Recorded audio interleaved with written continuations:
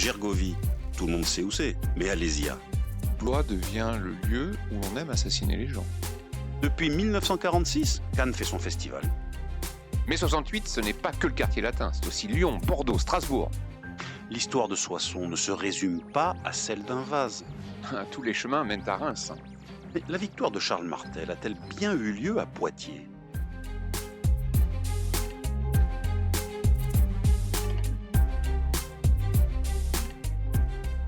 Grande date de nos régions, une émission animée par Éric Labaille et Cédric Delaunay.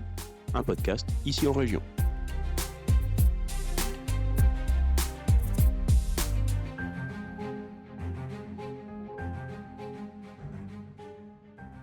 Le 21 juillet 1321, les baillis et sénéchaux de Tours reçoivent l'ordre de statuer sur une affaire d'empoisonnement de puits à Chinon, qui a conduit le roi Philippe V le Long à quitter précipitamment la demeure royale.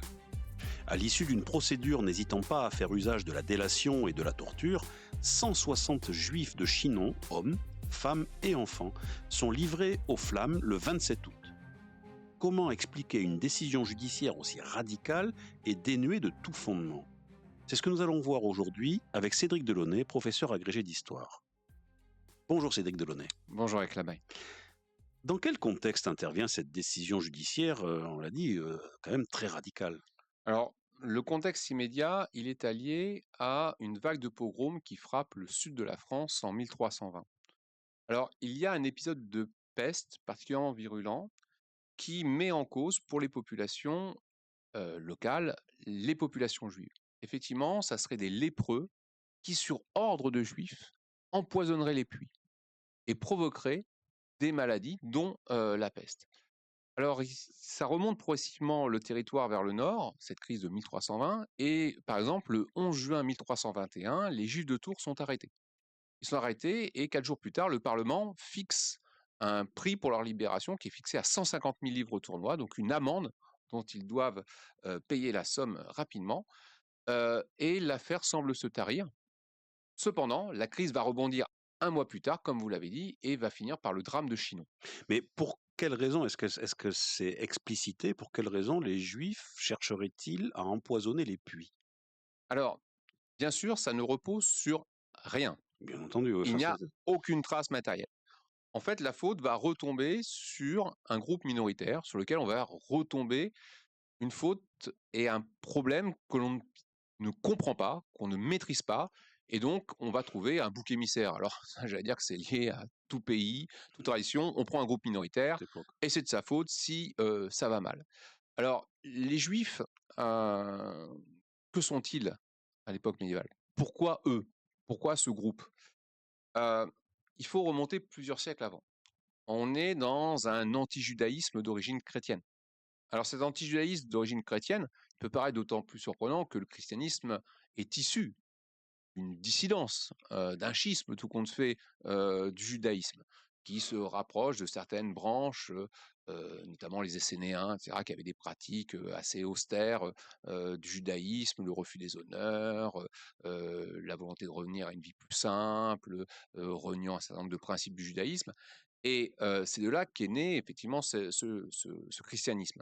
Alors on peut parler de christianisme véritablement seulement, qui émerge véritablement au début du IIe siècle. Fin du 1er siècle, début du IIe siècle, c'est là qu'on a véritablement la constitution progressive d'un groupe qui se distingue clairement du judaïsme et qui s'affirme comme une autorité autonome. Et là, on va voir que tous les pères de l'Église vont progressivement insister sur tous les facteurs qui permettent de se distinguer du judaïsme. On va essayer de convertir des juifs au christianisme et essayer progressivement de mettre une barrière étanche entre les deux. Alors, ça repose notamment sur l'extrait d'un évangile resté célèbre, l'évangile selon saint Matthieu, 27, versets 22-26, qui dit ceci. Pilate leur dit aux Juifs, « Que ferais-je donc de Jésus qu'on appelle Christ ?» Tous répondirent qu'il soit crucifié. Le gouverneur dit « Mais quel mal a-t-il fait ?» Ils crièrent encore plus fort « Qu'il soit crucifié !» Pilate, voyant qu'il ne gagnait rien, mais que le tumulte augmentait, prit de l'eau, se lava les mains en présence de la foule et dit « Attention, je suis innocent du sang de ce juste, cela vous regarde. » Et tout le peuple répondit que son sang retombe sur nous et sur nos enfants. Alors Pilate le relâcha Barabbas, et après avoir fait battre de vers Jésus, il le livra pour être crucifié. Alors c'est un passage qu'on ne retrouve que chez Matthieu. On ne le retrouve pas dans les 3 autres évangiles.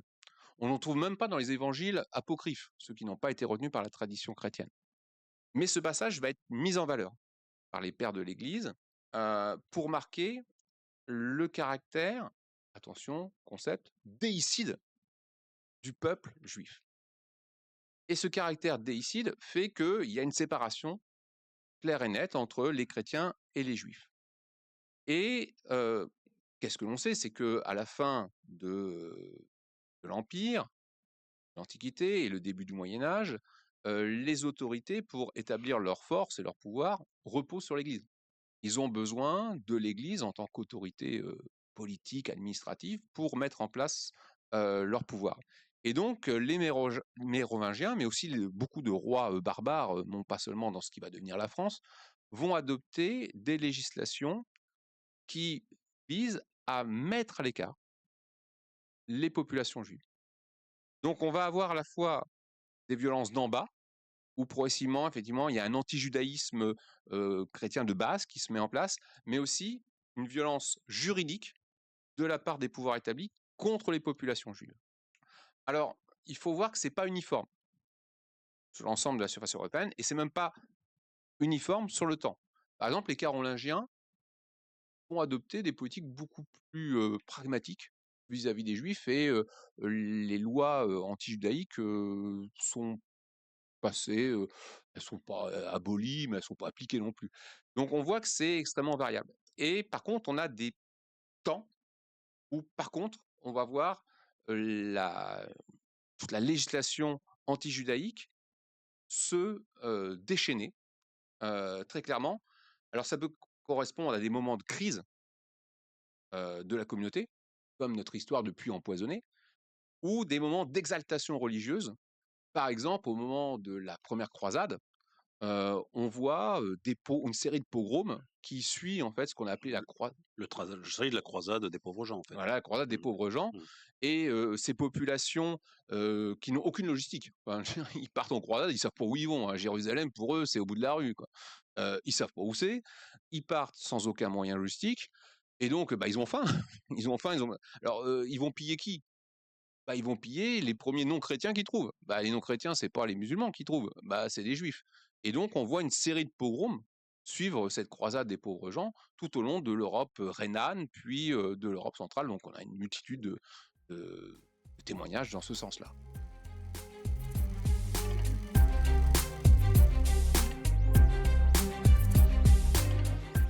Grandes dates de nos régions. Un podcast ici en région.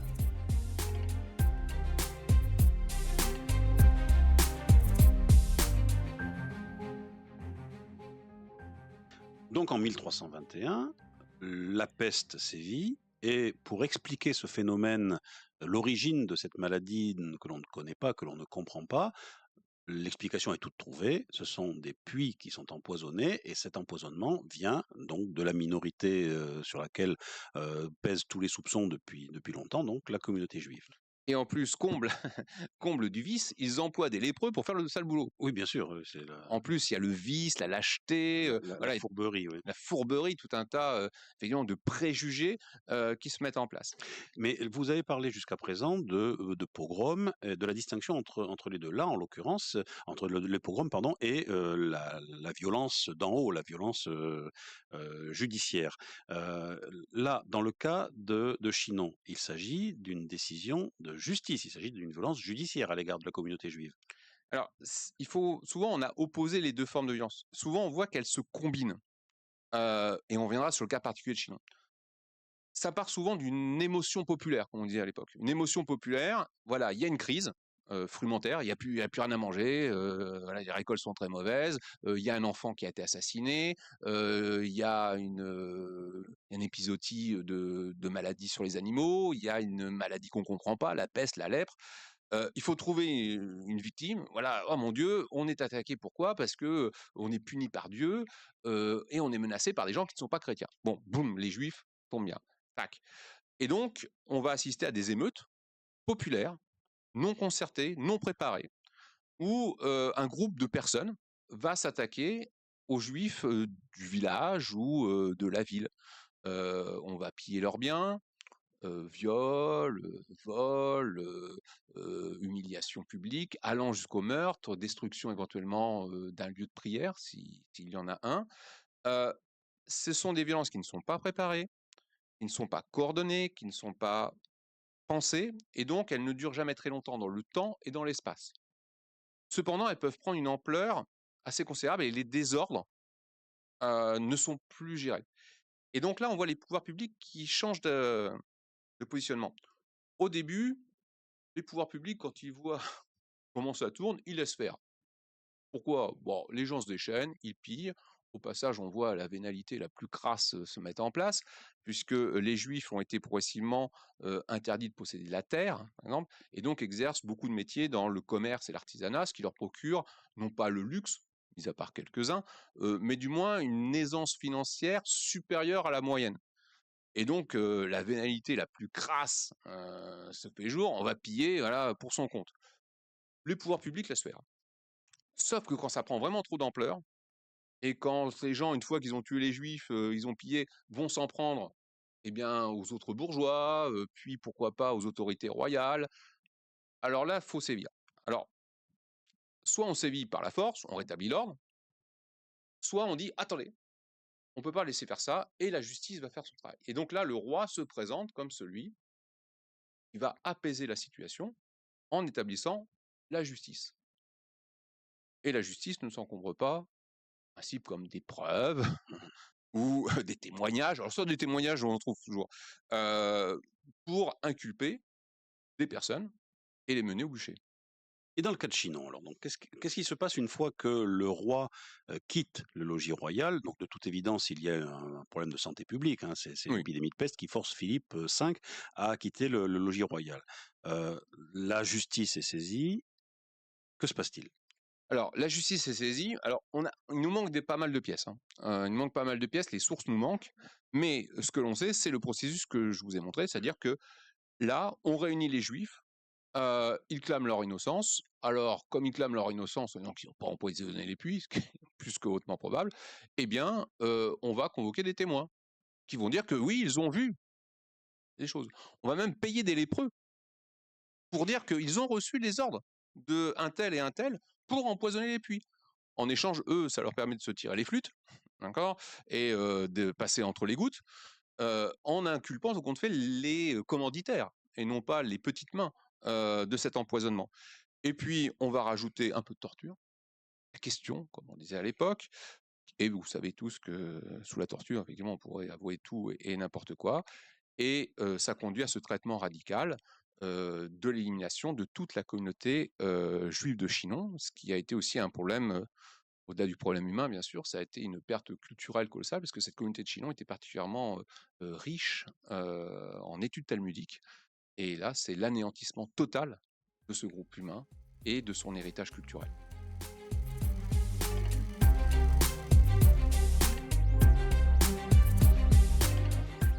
Grande date de nos régions. Un podcast ici en région.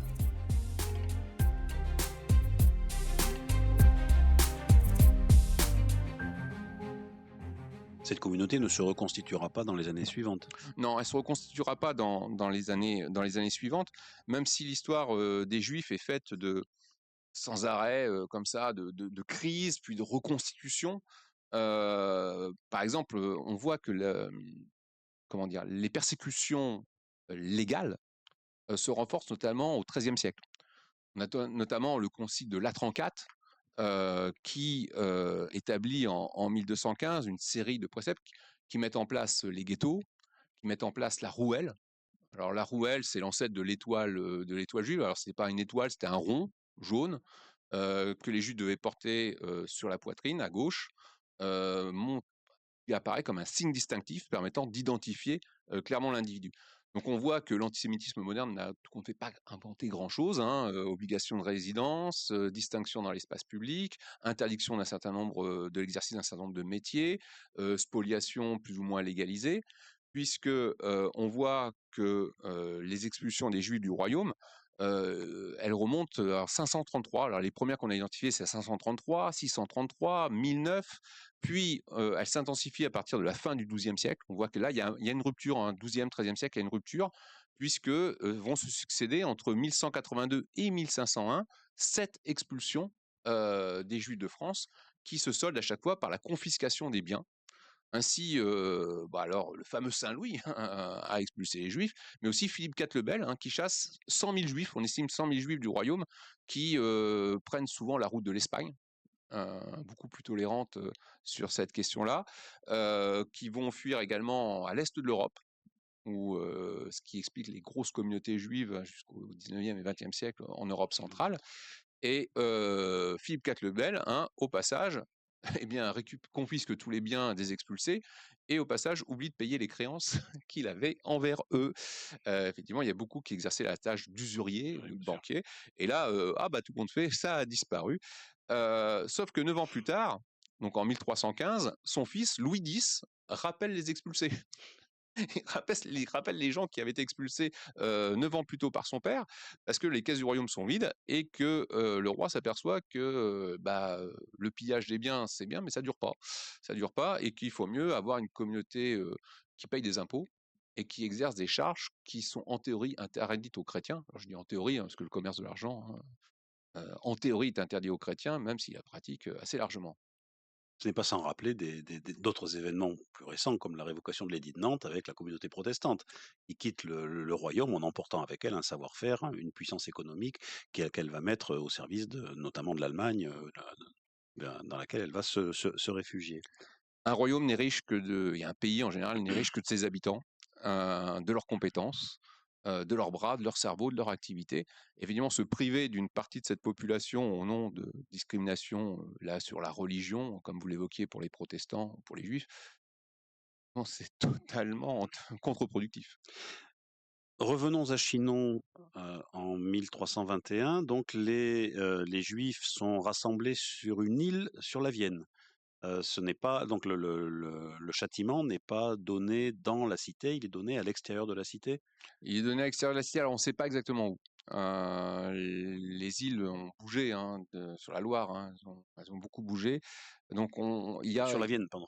sur la Vienne que je dis, mais je pensais à la Loire parce que je pensais également à l'histoire de l'île d'Or et d'Alaric II, la rencontre entre Alaric II et Clovis. Et l'île d'Or, en fait, c'est pas l'île d'Or actuelle, c'est plusieurs îles. Là, c'est pareil. Sur la Vienne, l'île aux Juifs, ce qu'on appelle l'île aux Juifs, est-ce qu'il a été le lieu où ils ont été tués? On ne sait pas. On ne D'accord. sait pas exactement. Mais en tout cas, c'est en dehors de la cité, très clairement. Et est-ce que sur place, à Chinon, la population chinonnaise a gardé une mémoire de cet événement? Est-ce qu'il y a eu, alors je n'ose même pas penser à des actions de rédemption, mais est-ce qu'il y a eu des prises de conscience ou des réactions ultérieures? Alors, cette mémoire a été complètement effacée pendant de très nombreux siècles. C'est quelque chose qui est passé complètement à l'as.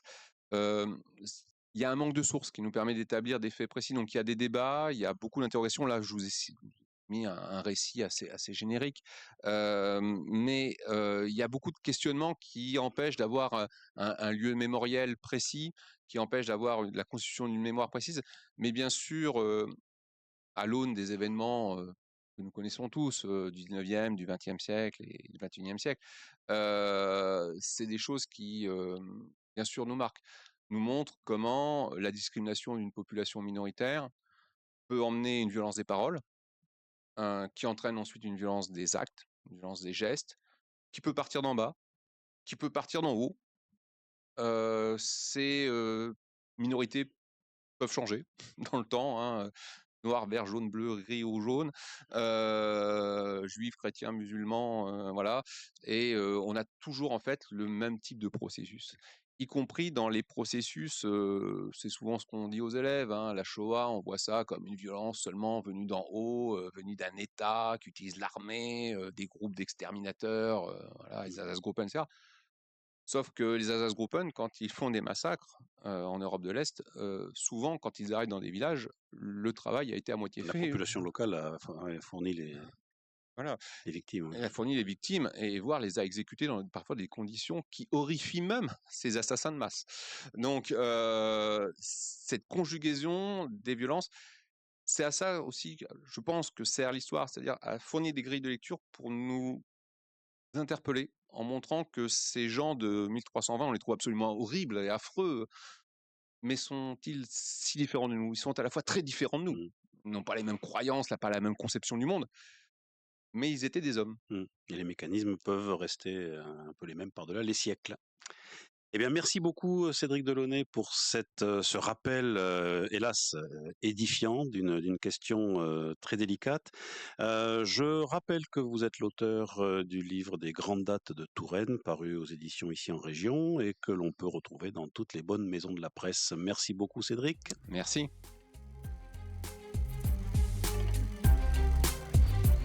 Retrouvez tous nos podcasts, livres, articles et vidéos sur notre site internet icienregion.fr.